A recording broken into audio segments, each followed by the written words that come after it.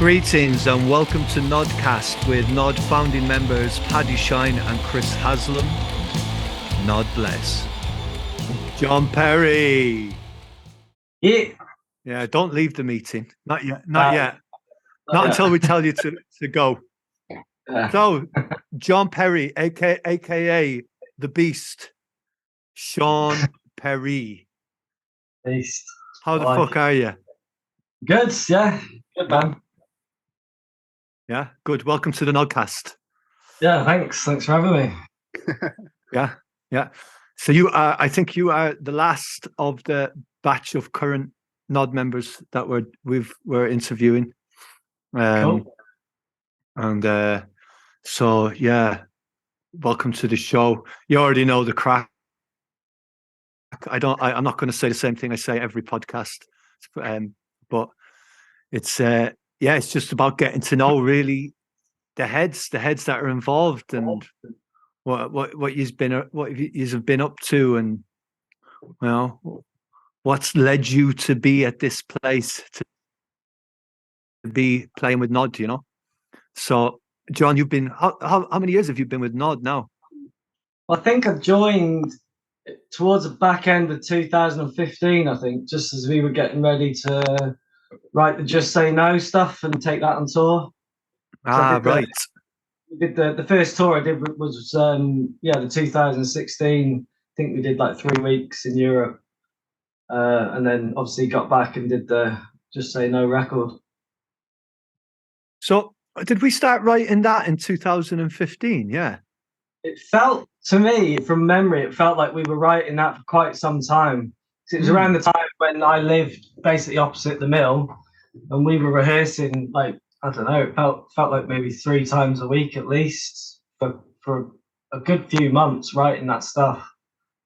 And then we had a one-off show at the mill. Yeah. Were we in the small room? That was the Yeah, it was a small room. Yeah. The old Gnod room, yeah, behind the stage at the mill. Was that the show that we did with Housewives? That first show? It was, wasn't it? Yeah. The only one I remember with Housewives was the one in Bristol. Yeah, no, I think the first show we did playing the Just Say No stuff was at the mill, and Housewives were playing. And I think we had a bit of a shitter of a show. I remember it being a bit of a shitter of a show anyway. Yeah, it was pretty, like, afterwards we were like, fuck, we need to step this up a bit. Yeah. But they were new tracks, weren't they? And it was a new setup, 2 drummers. Yeah, and it was like a kind of a new style of music that we were playing, really. It was uncharted territory for Gnod. It was kind of like songs, wasn't it? It was songs that had like kind of pretty weird structures. Arrangements, yeah. Yeah. That struck me because when I joined Gnod, I didn't really know much of Gnod before that. So I don't think I'd even seen you guys live before I joined. Somehow I missed you every time you played in Manchester. Why the fuck did you join us then? That's a good question. Yeah. Well, these might be good. I'll join and see if they're any good. It was that time at the mill where I was kind of getting to know. I'd moved to Manchester in, I think it was like 2010, and I'd kind of started working at the Bay Horse and met all the sort of MK crew, so the Fat Out crew, Verity, Emma, like the McLeans, and they sort of introduced me to the music scene in Manchester that they were a part of, and a lot of that revolved around the mill. So I started coming down the mill quite a lot, and Dave was doing those like Tomb Vision jams, if you remember them. Yeah. I think that's when I first played with you guys, and that's probably when the conversation started about joining Gnod. I think you were doing Infinity Machines with Charles Hayward. Was that with Charles Hayward? It wasn't with Charles. No, that was Anonymous Bash. That was it. Bash. Yeah. Anonymous Bash. So those sort of jams were kind of loosely similar to that, I think. And then the first time I remember jamming with you was at those Tomb Vision jams. And then I guess we got chatting after that, and you asked about me joining on drums and coming down for a jam. And then it kind of just went from there, I think. Yeah, cool. Cool. So, I mean, at that point, was Danny Watson playing with us at that point? Or did he come in after? It was around the same time. I think we started those jams with the two drummers in mind. Because we started off, I think we started off jamming actually in the mill space, in the club space. And there were times when Danny wasn't there and it was just me and you guys. And then I think there was times when it was just Danny and not me. And then we all got together. And I think we ended up doing quite a bit down at Hallam Mill, the old studio I had there, down in Stockport. Oh, yeah, I remember that. Yeah, fucking hell. Yeah. And Jesus then, Christ, yeah. Yeah, it's going Yeah, back. right. So that was quite a lot. It was quite a long process, wasn't it? Then getting Just Say No together. It's a lot longer process than I fucking remember. It's the longest process I've had with Gnod in terms of writing material and stuff. Wow. Well, I think there was an idea at the time, wasn't there, that we were going to do like a half synth, half band kind of setup. Not half band, but half synth, half guitars kind of setup. Yeah, because you had kind of.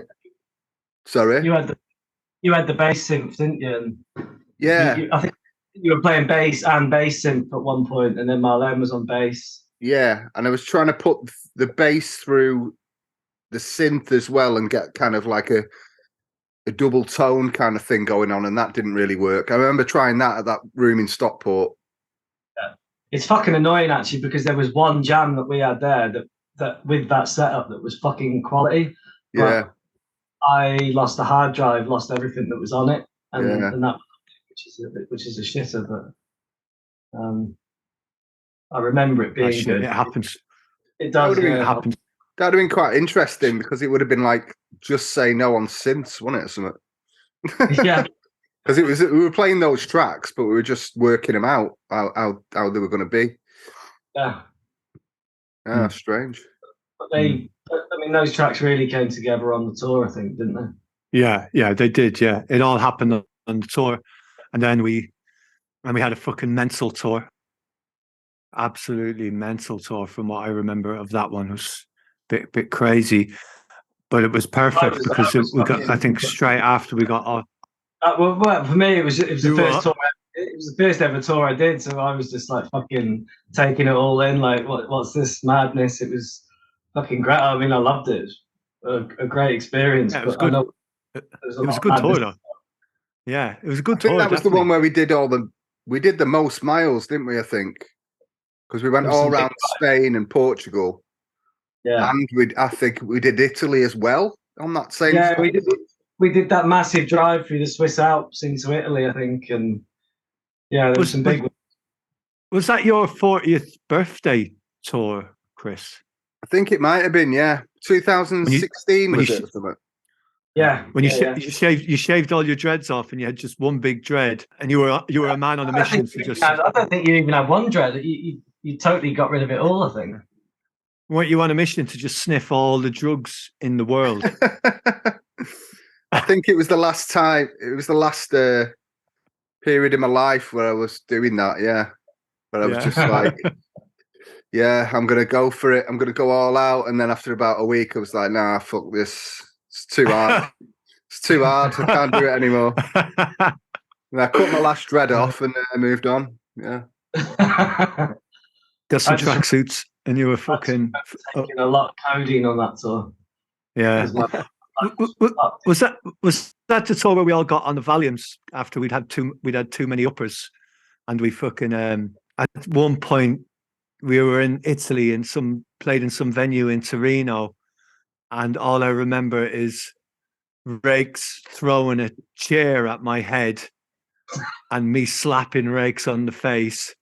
And I think that's all I remember. And then I think afterwards we all had a chat afterwards, didn't we? And we were all like, no, we shouldn't do that. We should be like, we should calm down on the Valiums. It might not have been that tour. Was it the tour that was that one? I think that might have been the tour that we played with Fish. Maybe the one before. I think that was the one before, actually. I think it was, it was the tour before, because it was the Mirror tour. It was the tour, your first tour, I think, was the one where we played in Hamburg, and then me and Chris played a set at the Golden Poodle. Nah, because I've not mad club. I've not been to Germany with you guys yet. Wow. We Oh, did. right, fuck's sake. They just I say can't no. fucking remember. What I Yeah. remember about you saying was it was probably the first time we'd done some shows in Spain. So we did the Basque and the Basque country and It was that tour. Okay. Yeah, that was a where- nice. That was Liceo Mutante really- tour. Yeah. was it yeah, was, Liceo that Mutante. was when Chris wouldn't give up the DJ at that one Oh venue. fuck! And I almost Oh, had yeah. a fight with them We two kept twins. jumping over the bar. Oh god! Almost started a fight with them two fucking That was brothers. that was in Azcoitia. That was the Yeah. name of the That's it, town, yeah. Azcoitia. Matador And the was name- the venue, wasn't it? Yeah, that's The the one. Matador, yeah. It used to be an old slaughterhouse. Mm. That's it. It Danny was slept an on the old stage. slaughterhouse. Danny ended up sleeping on the stage, rolled up in his drum carpet. And there was like a bunch of I think they were teachers actually that stayed the whole night, and they were like robbing his baccy out of his pockets and that because they were just off their tits on speed. Yeah, that was a good one. That was a good gig. That I think that was like a Monday night, wasn't it? And it was fucking buzzing. It was I don't rammed. even remember the gig, to be honest. I just remember the party afterwards. Yeah, the gig was good. The gig was good. Yeah. Yeah. I loved that touring around Spain. I fucking loved it. Yeah. I'd love to do that again, actually. Yeah, I mean, yeah, it was nice. some of those I've not- drives, like the drive from Lisbon back up into the north of Spain after we'd played at about 4 o'clock in the morning at Lisbon Psych Fest. Do you remember that? Yeah, so we'd all played- have mushroom. Yeah. We were all absolutely off our trolleys, and poor Dutch Pete had to drive us all. I remember, yeah, fucking hell, it was. I was fucking having a panic attack, man. I remember like leaning over the seat because I had my back to the driver, so I'm going backwards, and I was fucking having a bit of a whitey. I remember like leaning over the seat, just going, Pete, do you mind just like slowing down a little bit? I don't think he was even that bad, but I was just having visions of because we were going over those mountains. I was thinking we're just gonna fucking die in a minute. Like, but yeah, Was that the one when I got arrested as well? Well, I almost got arrested on the they took your motorway. passport off you, didn't they? Yeah, Yeah, sneaky bastards. Yeah. for like the Yeah. crummiest, It's a tiniest bit of weed. Yeah, Yeah, Yeah. for like 2 spliffs worth of hash. wasn't even Yeah. a spliff worth, I don't think. Yeah. They took all our passports off us, let us go, and then when Paddy was handing them back out, it was like, oh, where's Chris's? So we had to fucking go back. Good times. Good times. Yeah, Yeah. that was good. So JP, give us a little bit of a backstory of like, how you got into music and where you grew up, how you got into music, and what how you got to where you are now, basically, man. Just for the listeners and that, for any of the listeners might not know much about you. Yeah, basically, fucking. I was born in London, but I sort of lived there only for 2 years, and we moved up to a little market town called Oswestry.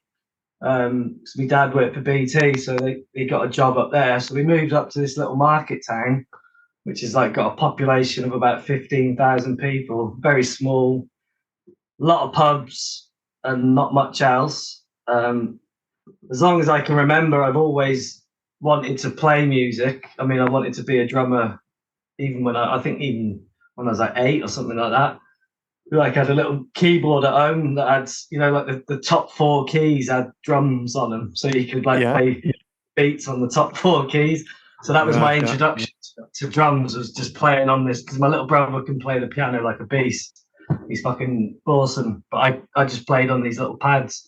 And I always wanted to be in bands. So in Oswestry, there wasn't much going on musically. There was a lot of pubs, but no venues. But I ended up knocking around. I got into skateboarding basically, and ended up knocking around with quite a lot of older lads that were sort of 5 years older than me, sort of towards the end of school. And they were all into music, like it was fucking, Nirvana, the sort of grunge era, all that sort of stuff. And I'd managed to persuade my parents to buy me a drum kit. So I had a kit, and I used to just play that at home.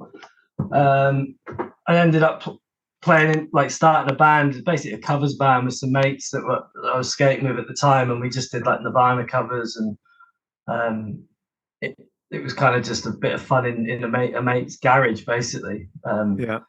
We did the odd gig, like we used to play house parties and that.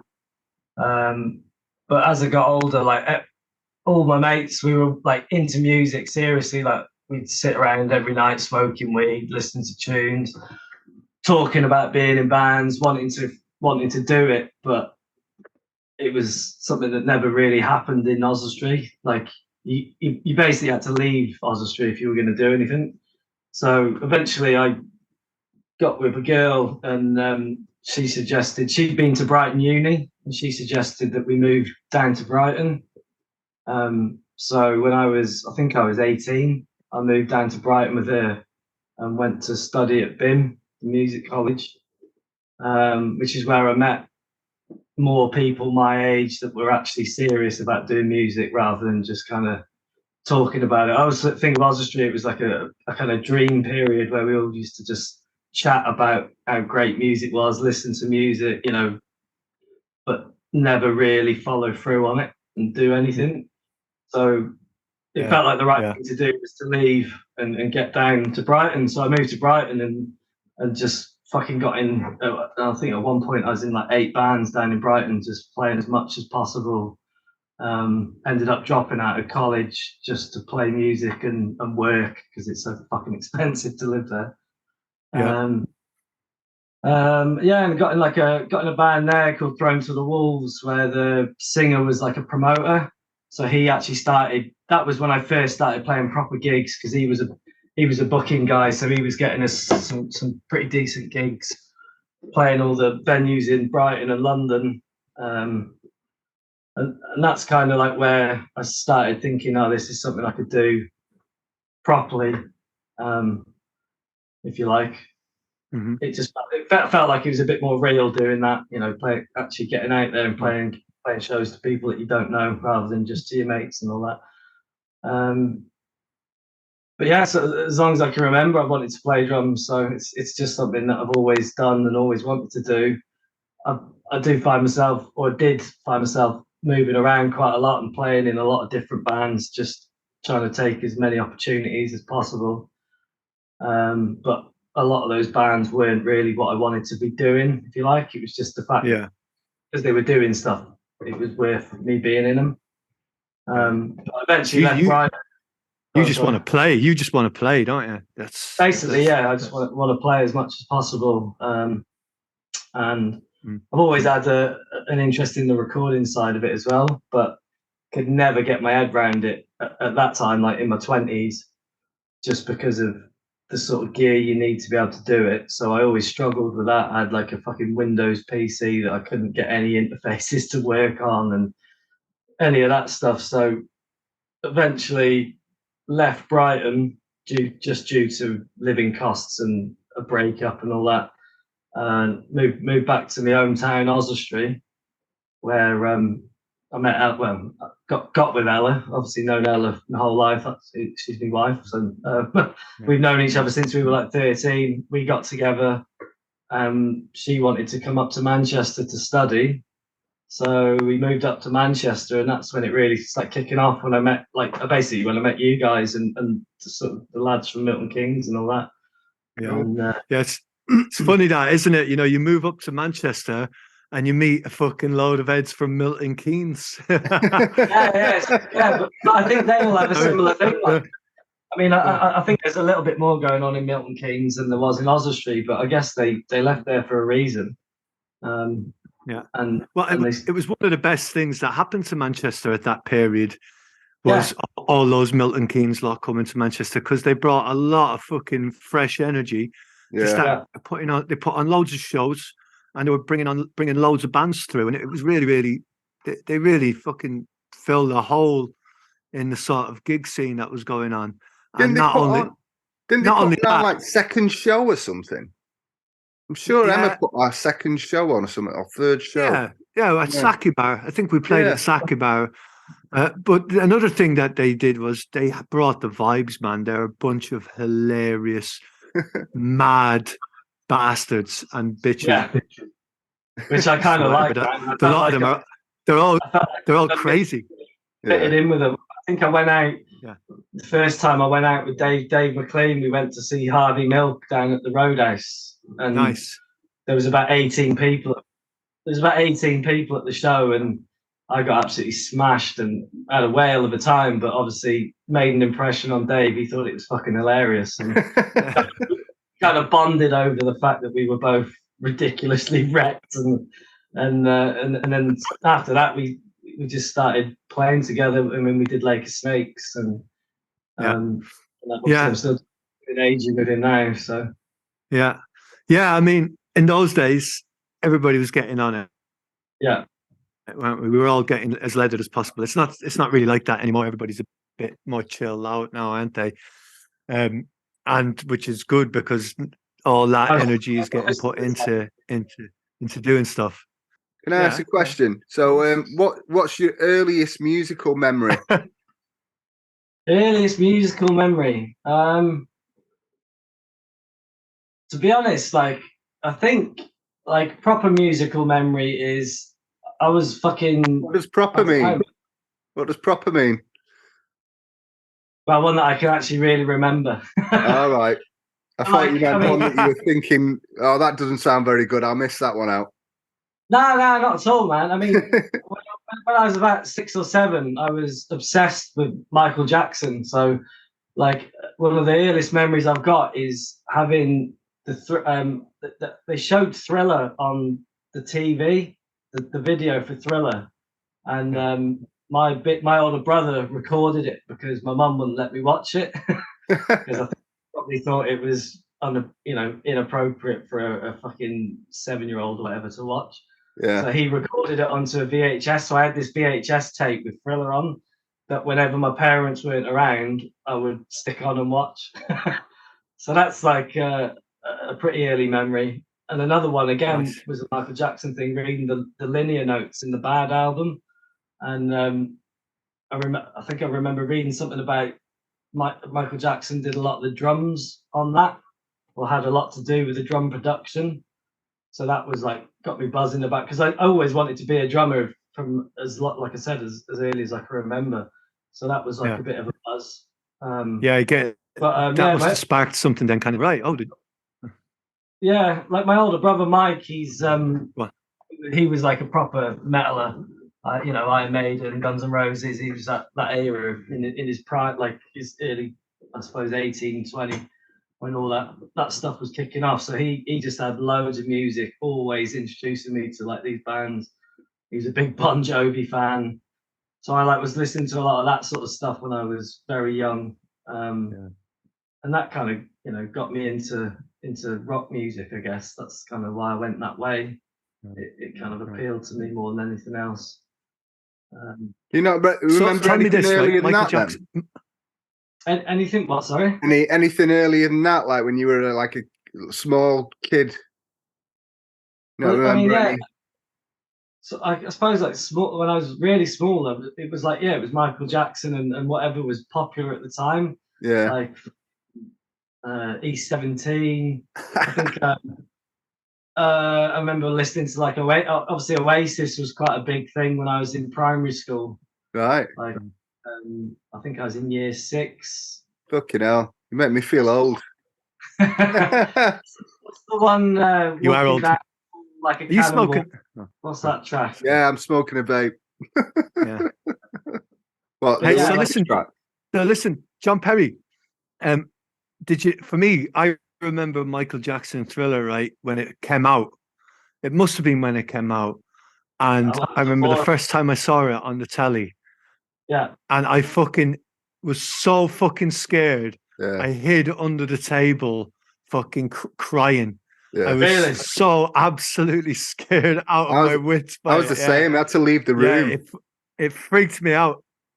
Yeah. It freaked me out, and then it scared the living shit out of me. And then I used to the end of the album, and it's got that voice going, well, if you go out at nighttime or whatever, and it's got the guy laughing, going, at the end of the album. I used to listen to the tape, and then when it got to that bit at the end, I'd fucking freak out and run out of the room that I was listening to the tape in, and like just run to the kitchen or whatever, and be like, "Oh," and Yeah, like, there's a I similar used to track. keep There's listening to the tape. There's a Pink Floyd track, isn't there, where there's a baby crying on it, like a baby scream. I think it's Pink Floyd. Like we used to go around, like when I was in school, we used to go around this guy's house to buy weed, and he'd always put it on. So he was one of those dealers where you go around and have to have a smoke with him. So we'd all go around, smoke this weed, and then he'd put this fucking Pink Floyd track on, and everyone would just always the same one. Just start melting, yeah, because it's like this baby screaming, and we were all like, must have been the wall. Yeah, I think it's on the wall, isn't it? Or, yeah. That was one of them. Made me fucking melt. And I always used to put music on to go to sleep when I was like in the early teens, to get like really stoned and then be going to sleep. And I was like a massive Tool, like love Tool, and then they had some weird track at the end of one of their albums where it'd finish, and then about 5 or 10 minutes later, this thing kicks in. So you like just drop it off, and then all of a sudden it's like, what the fuck is this? You'd like wake up in a bit of a nightmare because this weird tracks come on. There's one. I'll tell you what's a fucker for that. Sonic Youth, Experimental Trash and No Star. Right. And there's a fucking it's like a jet plane or something. Is it that one? Is it Bad Moon Rising? There's one of them anyway where there's a fucking jet. It's like silent for about 4 or 5 minutes, and then a fucking jet plane flying overhead comes on. And he just used to always wake me up like, fucking hell, you know what I mean? Just sounded like your house was falling down kind of thing.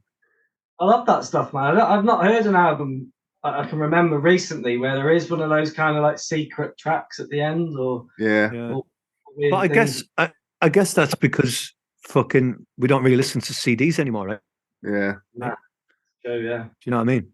Because they were the kind of thing that you don't only really ever get on CDs, like secret tracks. Yeah, you know what I mean, you can't really have it on a digital stream or on a record, can you? You know what I mean? Yeah. It was one of the cool things about CDs. You could get these secret tracks on them. Yeah. So when you got up to Manchester, then JP, and you met all the Milton Keynes lot and that, were you still playing in the band Thrown to the Wolves? Was that still going? That had stopped, but I still play in a band called Blackstorm that I was doing in Brighton, which is just some guys I met at BIM. They kind of work at BIM. I'm still doing that. We've kind of just started doing that again now as a bit of a ad hoc thing, just for the crack, because the singer Carl moved to America for a bit, but he's come back, and we had some demos knocking about, and we decided to just sort of record it. But it's kind of been interesting because we live miles apart. So what we do now is they'll like send me a scratch guitar bass track, I'll do me drums, send it back, they'll go in the studio, do the guitars, vocals and bass, and then send it back to me, and I've been mixing it, and then we're just putting it out that way. Which is kind of cool. Well, I can't imagine. Yeah, I can't imagine doing music like that. I mean, I wish I had it in me to do it like that, but I just can't imagine it. It's not the same. I mean, like what we do, I prefer, to be honest, where we get in a room and we jam and we jam and we jam until something comes out of it, and we record it, listen back, then go back, embellish on it, pick the good bits, and work on it. And I kind of much prefer working that way. Like, I mean, Gnod, we don't get in a room and someone's got a whole song written, structured, and that's it. But it is quite nice to have someone give you a track and I just get to play drums to it. It's quite a nice way to do it. Yeah. And so tell me, like, out of has Gnod been like how does Gnod compare to all the other bands that you've played in? How's your Gnod experience been so far? Basically, I guess is what I'm saying. Love it, great. I'd say out of any kind of music I've done, it's changed my life the most. It's kind of, I'm doing what I wanted to be doing. I feel like it's a proper unit.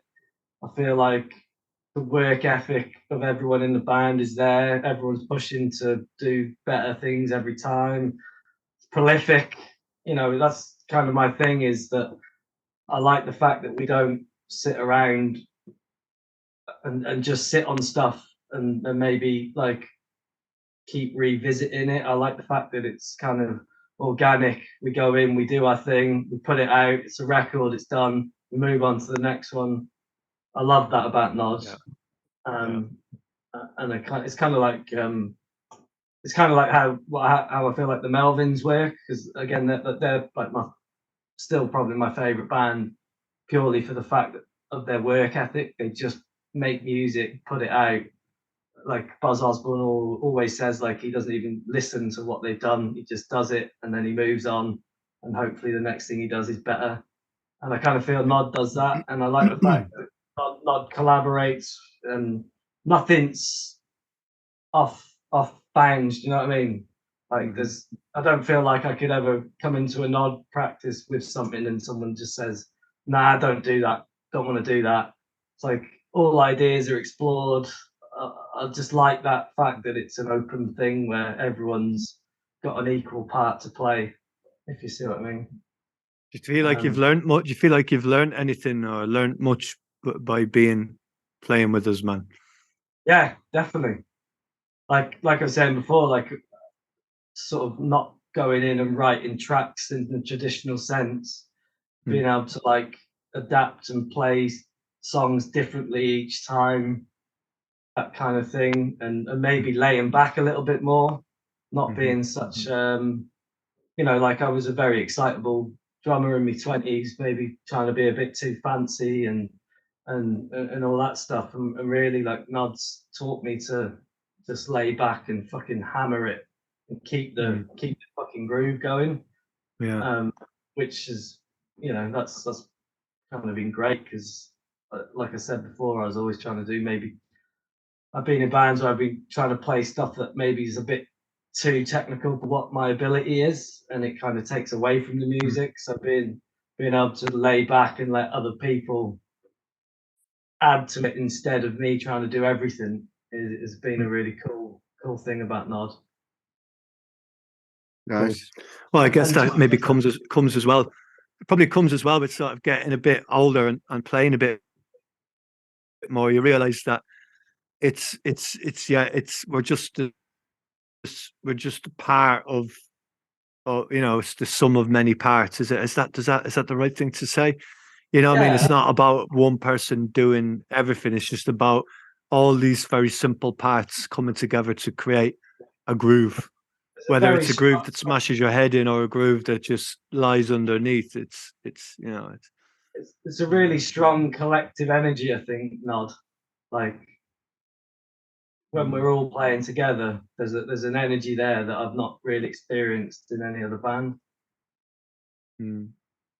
Yeah, I'd have to say, like when you got involved with Gnod, it definitely added a whole new dynamic to the band, because all of a sudden there was like real power, because you bring the power, like you bring really rock solid, steady power. I mean, definitely the power and the different dynamic that you brought into it came just at the right time as well for Just Say No, because that album required it to be it had to be very, like, kind of straight and hard hitting and fucking just like fast and tight.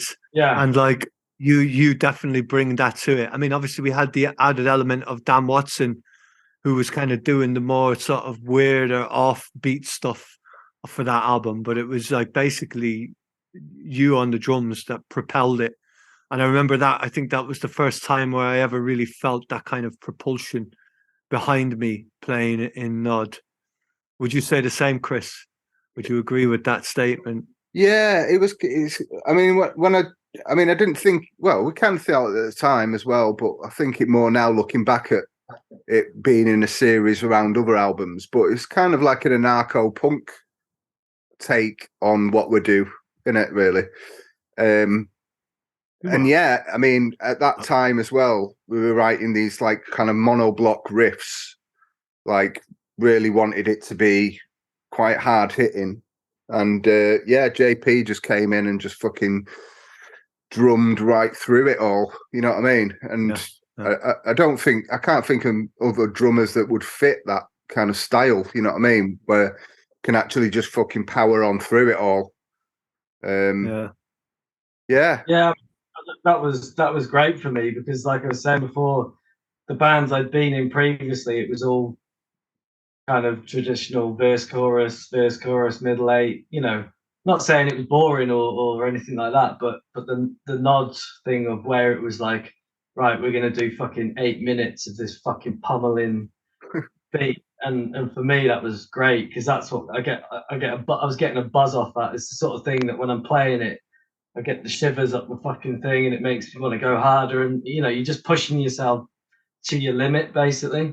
I remember getting to like the end of those songs and the sets and being like, "Fuck, that was like the biggest, best release possible." And that's kind of what I want out of music. I mean, I love listening, chasing that. I love recording it. I love, I love everything about music, but that feeling of pushing yourself to a place that you can't get to any other way is what I get out of those fucking gnarly Gnod tracks. Yeah. I remember when we changed bodies to like speeding up at the end, and you were like, "Oh fuck!" I mean, it gets to a point where I actually can't do it, like, and I'm falling apart. But I mean, that's the beauty of it. Yeah, it's good. It's good to fall apart. It's good to fall apart, man. Definitely. Destruction, man. It's great. it is a buzz, man. Doing the shows when we do get to push it to the fucking max. Definitely. Yeah. It's what I always wanted to do with music, was like get to a point of where you were just absolutely pushing it to the limit, and having fun doing it. You know, it's what a buzz! Lucky bastards that we are, that we actually get to do it. Well, we even do it in the rehearsal room as well. I'm shit in the rehearsal room half the time. Just, I mean, having a great time. Just for me, pushing it too much, probably a bit. Being able to forget about everything else and just totally lose yourself in that moment, really. Yeah, be completely present. Yeah, definitely. And so, how have you found the double drumming, like drumming with Jesse? Because he's another powerhouse as well, isn't he? He's got a different style, but he's another fucking beast too, isn't he? I love drumming with Jesse. It's funny, like that. Like I sent that little thing I'd done last night.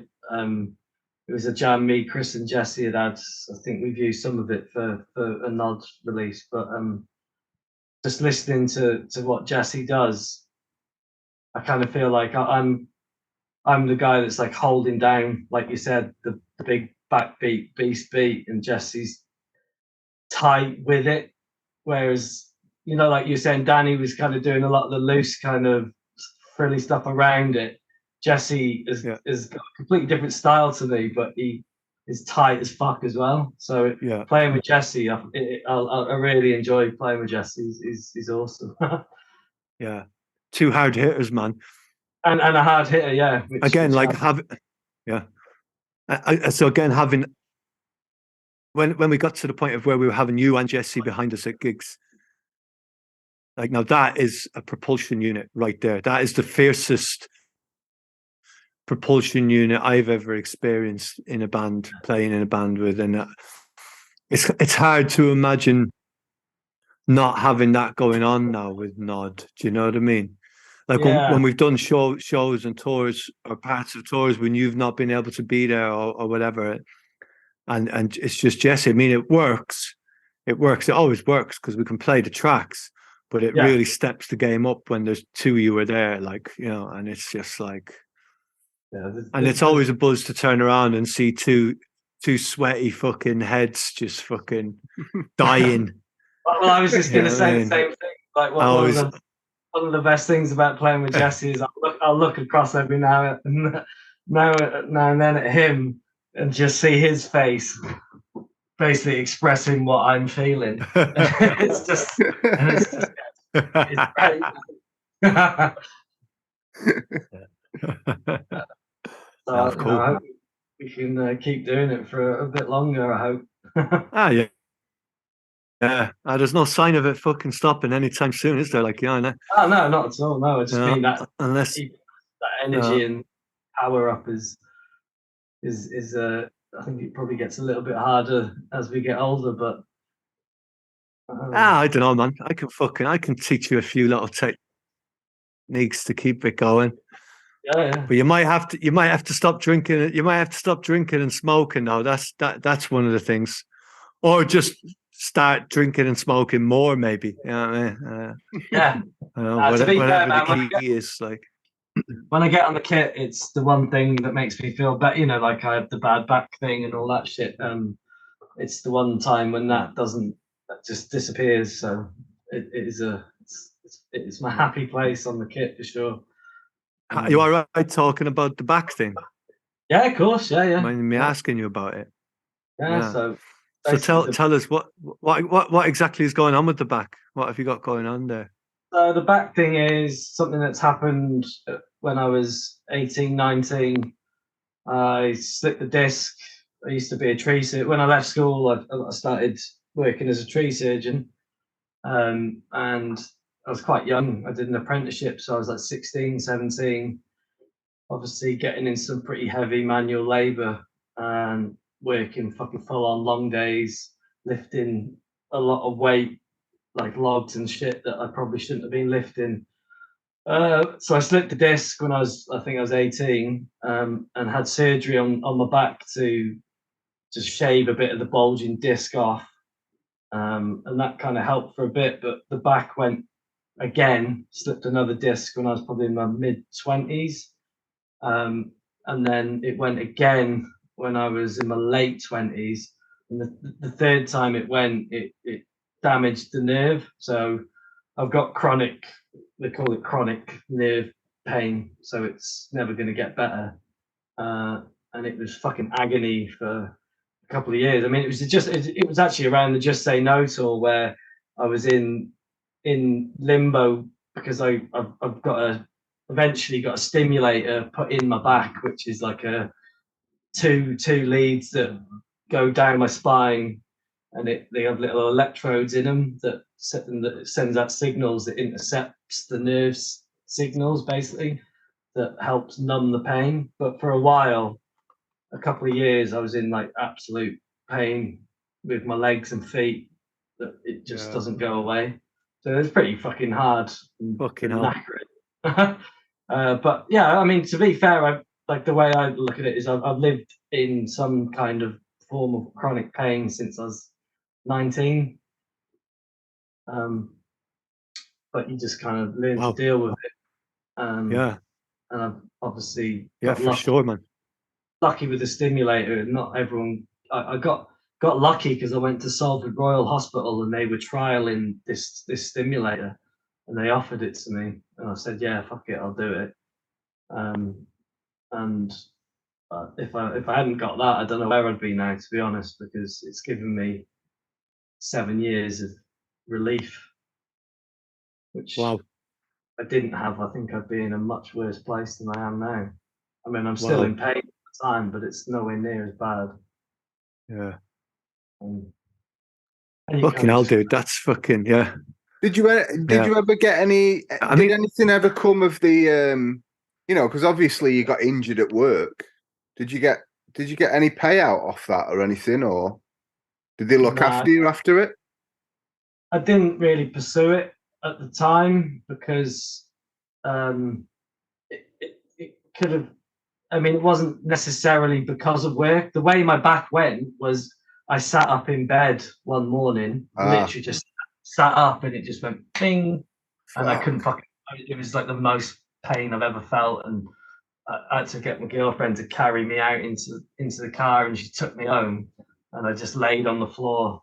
It's basically, that was just like sciatica really, but it didn't happen at work. I Right. only presumed that it was because I was so young. You know, like when you're developing, you shouldn't really be lifting as much as I was. I was like, it's that kind of work environment where you're getting a job done, and it was like lifting stuff like big logs into trailers and shit and just getting it done. I can only imagine. I mean, it might not have been that did it. So there's no real proof that it was a work-related injury. Right. Yeah. Like when I cut my fucking finger off with a chainsaw, that was a work-related injury.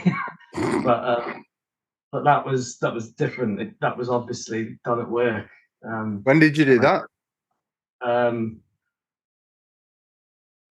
When I was about I was probably 17, 18. It was just before I moved to Brighton, 6 months before I moved to Brighton to go and study drums. I nearly cut my finger off with a chainsaw. Wow, man. That was fun. Hell. That was a hell of a day. I remember. But I was lucky with that again. It healed really well. The doctor said, like, I'm probably going to lose my finger or never be able to move it again. But it's healed fine. I've just got a bit of a weird nail now where the bed's like cut in half. Wow. Fucking hell, man. You've been through the wars. You've been through those.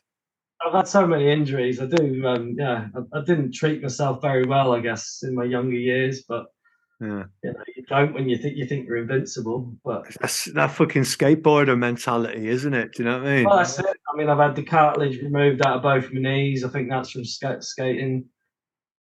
Fucking hell. Broken bones in all my hands from just being a bit of a wild youth. Yeah. Bit of a scrapper. Bit of a scrapper. Just an angry young man, really. Yeah. That would out and get silly. But absolutely perfect drummer material. Perfect. Yeah. I guess so. Stereotypical drummer, really. I don't know, but well, that's one way of looking at it. I wouldn't say stereotypical. I would just say made to be a drummer. Do you know what I mean? Yeah, definitely. Yeah, fucking hell, man. And so nowadays you're a bit more chill out, aren't you? You're not getting as many injuries and fucking. I mean, you've got a battle. I am trying. Yeah, I've got a baby now.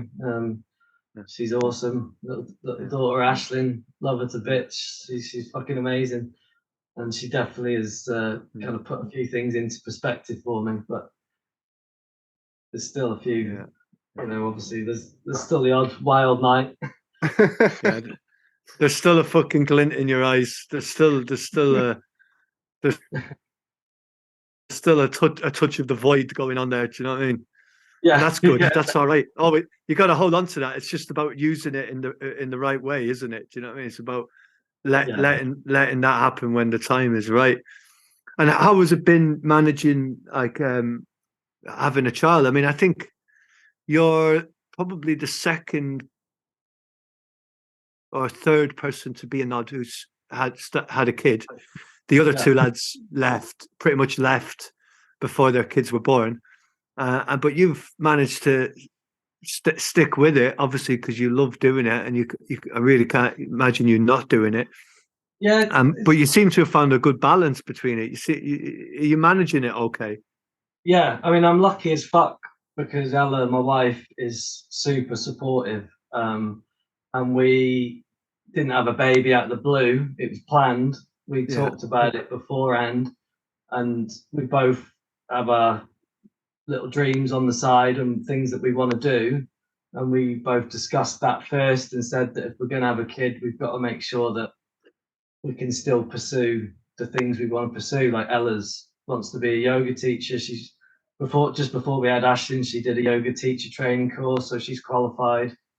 And obviously I still want to do the music. I missed out a little bit in the first year, which is obviously natural because it was a shock to the system and very much hard work. And I wouldn't have been able to leave Ella without, I had to be there.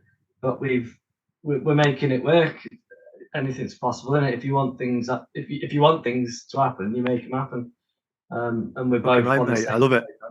And we're both on the same page in that regard. So you know, there will be things that I can't do, but I can still do most of it. Like, you know, we're going away for 4 weeks in May, and it just, you know, just when I get back, I'll just make up for it.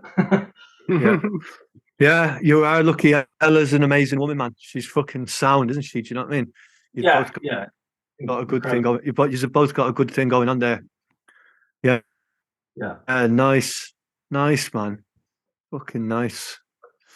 Yeah. So, oh yeah. So, I mean, so now, JP, yourself and Chris, you've got another lot of band on the go, haven't you? Holy Yep. Scum. So Yep. how did that come about? Well, weirdly, Pete Taylor, the guitarist, is another Milton Keynes head. This is a bit Yeah, funny. that's right.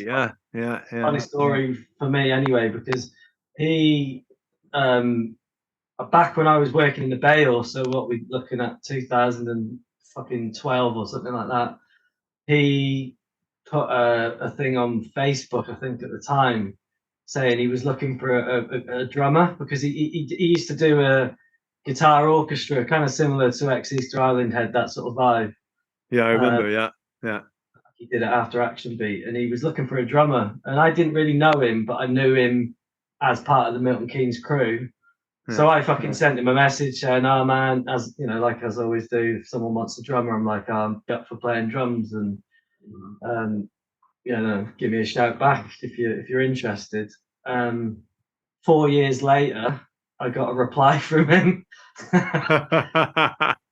saying that, you know, if you want to get together and have a jam, let's start a band. And I think it kind of happened like that. Basically, we both got chatting about doing a band, and then I think I mentioned Chris. I'm not sure. I can't remember. Did Pete get in touch with you, Chris? Or No, I definitely I think you. I think you said to me, you know, you were drumming with Pete, Yeah. and they were looking for a bass player, and would I be interested in coming down and having a few jams? Yeah. And yeah, it was a really good time for me because I'd not played bass for a while, and I was just thinking like, oh, I really miss playing bass. I wish I could play bass in a band again. And then it just happened like that. And then I remember coming down and then not really knowing what you were wanting. I was like, what do you want to sound like? Do you want this, or do you want this, or is this too heavy? Is this too quiet? I just didn't have a clue what you wanted, and I couldn't gauge anything from what Pete was doing. There And wasn't a brief. his reaction. Pete's thing was just like no structure. Yeah. Like his thing. So it was like, well, we'll just fucking jam then, shall we? Yeah. And then, you know, like it was interesting for me because he was like, you know, I'd be playing and he'd be like, no cymbals, and all this sort of stuff. And like, all right. And then he's like play Glenn Branca beats. And I'm like, I've fucking never really listened to Glenn Branca. So I was just like, don't know what the fuck that is. Yeah. But we kind of had those jams for about a year, didn't we? And we just recorded everything. And then for me, at one point, it was like, I was thinking like, what are we actually fucking doing? Like, what is this? Are we just meeting up and doing something that doesn't make any sense? Yeah. And then all of a sudden it kind of just clicked. I think really it was when Mike got involved, I guess. Yeah. So Mike Man from Dialect he's mates with Pete from back in the day, and he got involved and did some stuff with the tracks, and it started sounding good. And yeah, I think like we started playing a few gigs, didn't we? And we did that gig with you, Paddy, down at the pier. I think that was one of our first gigs, was it? Oh yeah. Yeah, it's just like, and it was just a fucking like no holds barred, just go for it, and kind of similar to Gnod on the energy level.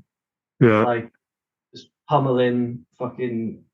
I mean, Chris's bass lines for me are some of the best bass lines to play drums to, because it's just beefy, heavy, repetitive. I can play one beat and Chris is good at moving around that beat, so I don't have to think as much. I don't know. I really liked I listened back to some of the Holy Scum jams, and I'm like, I'm playing like the same thing, but the bass is doing all this stuff around it that makes it way more interesting. And then Taylor's guitar is just fucking sick. Yeah. He makes fucking horrible noise, and it just it's another band that I feel fortunate to be in now, and I feel like we're heading in a really good direction. Good things are happening.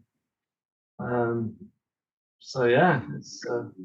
What have you got coming up? What have Holy Scum got coming up? Yeah, I mean, but I don't know when this podcast is coming out actually. So we're touring. Obviously, you're going to touring in February for a week from the 14th, and then we've got Roadburn in April, which is fucking massive. Yeah. Considering, I mean, I feel like that's a hell of a thing. Considering we've been a band. I mean, we've been a band for quite a long time, but you got to take lockdown into account. So really, we've probably been active for only like a year to 2 years. Yeah. We've been invited. We put a record out in Rocket. We've been invited to play Roadburn. It's fucking awesome. And we're going to record a new album, hopefully at the end of February, beginning of March, which we've got most of the tracks written for now. It's just hopefully it's kind of a similar thing to what Gnod do. We're going to take it out on the road and hopefully tighten them up a bit, and then get in the studio and record them, and that'll be the second album. Cool. So yeah, it's exciting stuff, really. Yeah, again, nice. It's good. It's another band that seems to be working well, where we can get in a room together and come out with stuff that's fucking good. Did you do something recently with Aging as well? Yeah, I've literally just got the tracks back tonight. Dave's just sent them me. Nice. We did 2 days at Steve from APAT Studio in Liverpool. It's called I think the studio is called It's What Studio or What Studio. Mm. It's got a really, really nice space above a church in Liverpool, in the Gothic Quarter in Liverpool. And we went in there totally blind. Did 2 days of just jamming, piano, drums, 2 guitars, bass, and then a load of horns on overdubs. And it was there was no real ideas, but we just jammed. And I had a quick listen to a couple before, and it sounds fucking great. But we basically got 2 Aging albums almost ready to go, if you like. Need mixing and like final touches, but that should be something that will come out this year. Will Dave put them out on Tuned Visions? I would think so. Yeah, I think so. Yeah. And so tell us about this solo record that you're working on. And you're working on your own solo thing. Yeah, I am. Basically, that is. I love trying to write songs. I'm not proficient on bass, guitar, or any of that stuff, but I like to have a go. I feel like I like writing songs from a drum point of view. So like I'll write a drum part that in my head is melodic, and then I'll try and add a very simple melody with whatever instruments I've got to hand, and then trying a bit of vocals on top. But the whole point of that was just to have something to focus on for me that's got like not really doesn't I mean, I want other people involved, but it's something that I can just do on my own in my own time, because I have a lot of time at home now with the kid and stuff. So I've got a nice setup now at home. Good like little. I've just bought a new interface and a new computer that's really nice, and I'm just trying to hone my skills in mixing as well. So it's just a bit more of a release for me to like maybe put some of my thoughts into music. You must spend like all your free time doing music. Is that right? Yeah. Every minute I get, I'm on Logic. Wow. What keeps you going? Is there anything that just keeps you going? Like, because you must have times where you just like, fucking, this is doing my head in. I can't be arsed for this. Yeah. You know, what is it that keeps you going through it? But what I've always done, especially over the last sort of, I don't know, I guess since we got Brunswick Mill, which was probably when 2017, is every time I go in there, I just record everything that I do. So I've got gigabytes of fucking drum tracks and drum takes and just everything recorded. So I've got just a load of stuff that I can sift through, and I'll try and find something in that. If there's a sample, like a loop, I'll make something out of that. And for me, it's like um, I might find like a new plugin or like just a new way of processing the drums that excites me and it sounds good, and that'll like give me a buzz to go and do more. Like I just don't get bored of it. I just don't get bored. There is times when I think, I mean, I've got a million unfinished songs and stuff like that, but I just like making music, and a lot of it is just for me. You know, I don't have like a grand vision of putting out a record that other people are gonna necessarily enjoy or listen to. It's more about making stuff that's personal to me that I like, and it's kind of like it's like a therapy. Like I like to make these tunes, and then I'll sit downstairs at night when everyone's gone to bed, have a little drink and a smoke, and listen to it and enjoy it for what it is, and just that's kind of like what a lot of it is. But part of the reason of me wanting to do a solo thing is I feel like I should put it out there just for the crack, just so other people can hear it. No expectations. Like I'm not expecting people to turn around and be like, "Well, this is fucking amazing. I want to put it out. You should be doing some like." It's a solo recording project where hopefully I can, you know, put some of my thoughts into music. Really. Yeah, I think you should let. I think you should put it out. Whether you just put it out on whether you just put it out digitally or whatever, I think it would be good for people to hear it, because we've all heard it in the band because you played it to us when you've got a bit that's the thing. on tour. I am slightly like, I guess I'm slightly nervous about how good it is, in the sense that it's not like a fucking full on. Yeah, I don't think you should worry about that at all. I think you shouldn't give a fuck about any of that. It's just because music, really, right? At the end of the day, it's just all about feel, isn't it? Do you know what I mean? Exactly. It doesn't matter how good you are at playing something, or how bad you are at playing something, or any of that. It's just all about feel. And if you get the magic right and the feel right, people are going to hear it and feel it, and that's fucking it. And who cares if people don't anyway? Because one thing you can guarantee, at least some people, even if it's just one or two people, are going to like it. And that's always, for me, that's always a buzz.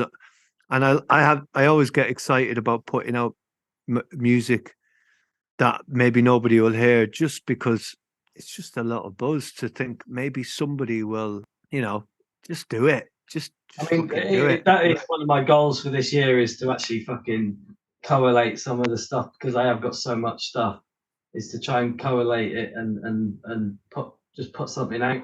What I did was I got a lot of it together, and I thought in my fucking wisdom that if I re-recorded it, I could do it better.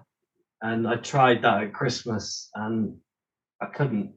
So it's basically, the first release is just going to be all the demos. I did a lot of stuff in lockdown at home, so it's just going to be the demos and things like that.